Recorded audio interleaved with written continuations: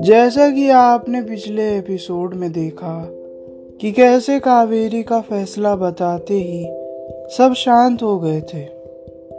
सोना भी वहां आ गई थी। सोना ने अपनी माँ की तरफ देखते हुए बोलना शुरू किया।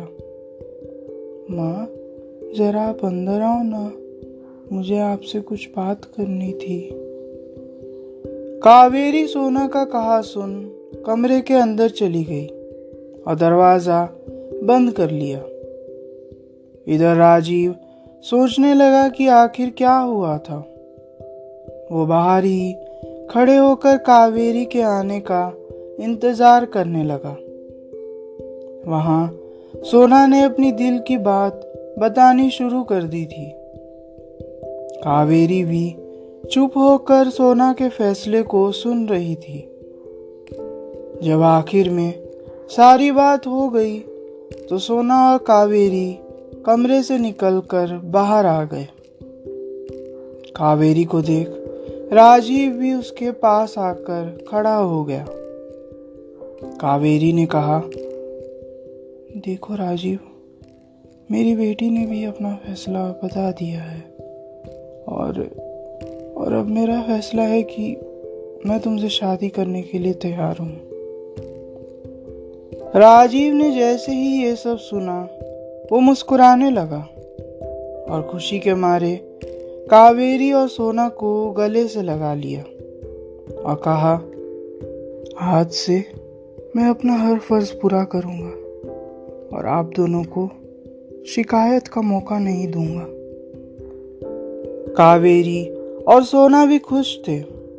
तभी कावेरी ने कहा, देखो राजीव, माना तुम शादी के लिए उत्सुक हो, लेकिन मैं कुछ ज़्यादा नहीं करना चाहती।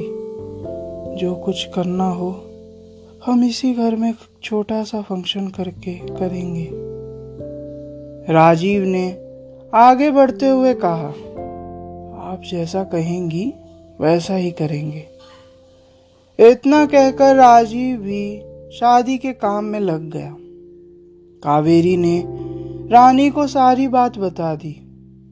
रानी भी ये जानकर बहुत खुश हुई।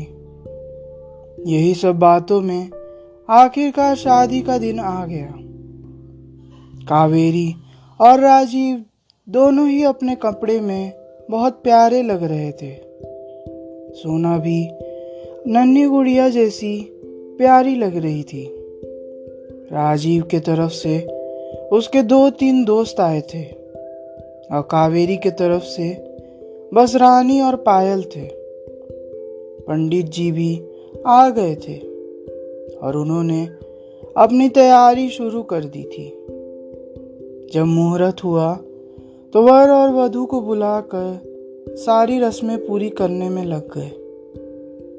आखिरकार कावेरी और राजीव की शादी संपन्न हुई। जब आखिरकार सब हो जाने के बाद सब बैठे ही थे कि तभी रानी ने कुछ ऐसा कहा कि सब सोच में पड़ गए थे। आखिर क्या कहा था रानी ने? क्या कोई गड़बड़ होने वाली थी या था कुछ और?